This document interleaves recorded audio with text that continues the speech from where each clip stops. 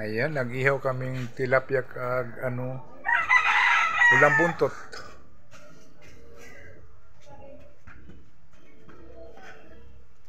Malapit na maluto ang tilapia, oh.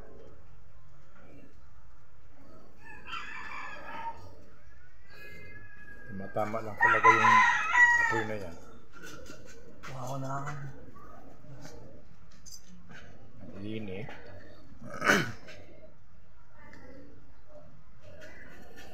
Inihaw na tilapia at pulang buntot na isda. Wow. Itong magandang kasi wala gaanong kolesterol. Tumutulo ang taba niya sa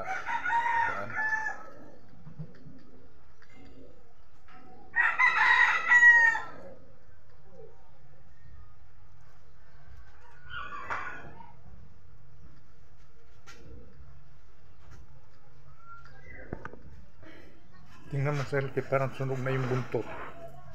Tilapia. Oo.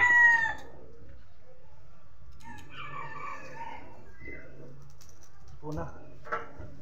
Puna yan, di ba? Yung banda ulo ng isa, oh. Oh. Oo. Balik tayo mo yan kay sunog ng buntot yan, oh. Sunog ng buntot. Ay! Di pa. Buntot lang pala, pero yung laman dito. Malapit na maluto.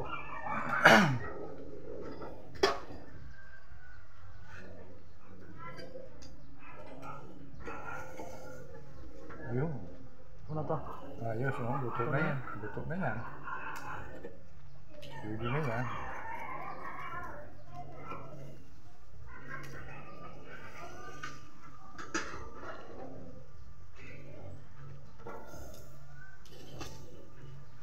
Lambot ng laman.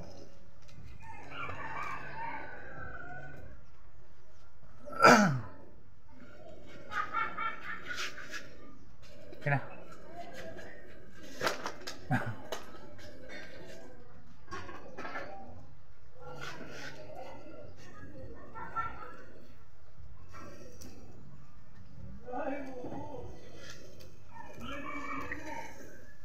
Ayan, maganda. Ayos, ah. Ito, di pa luto to? Yan, ganyan. Parang maano yung ulo banda. At saka ito, hilaw-hilaw pa yan. Mamaya, kaya mo, testar mo yan sa hilaw-hilaw pang sa ulo.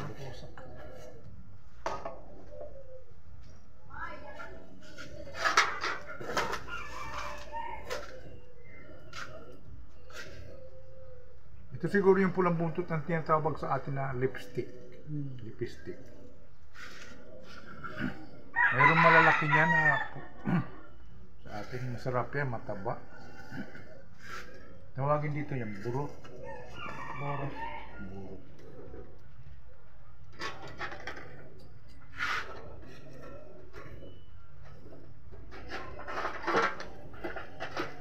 Sakto lang yung ulo.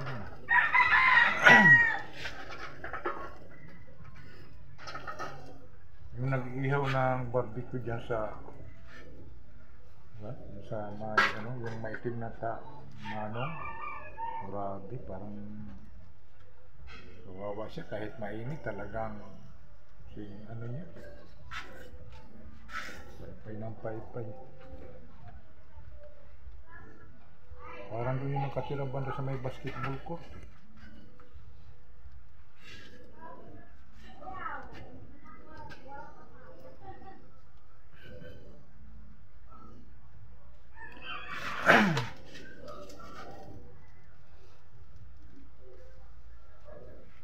Magkano yung tilapia? 110. Dalawa?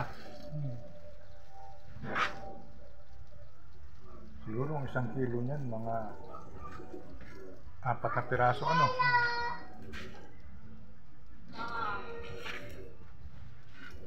Ito yun. Pwede na to. Pwede na yan. Sakit na mo.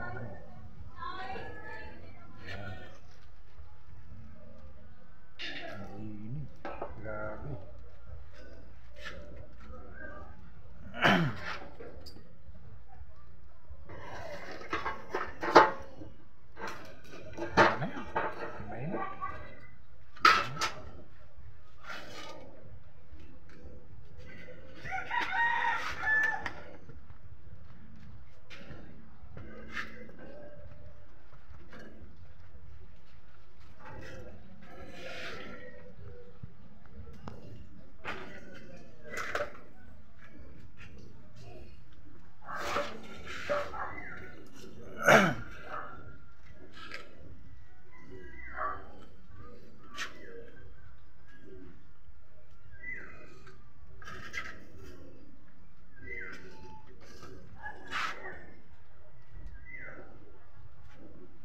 pinag-ihaw na yung baol-baol.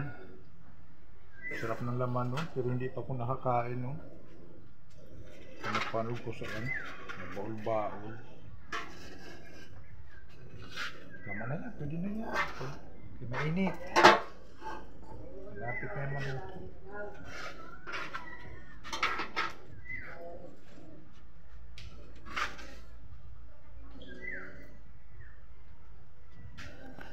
Okay na yan.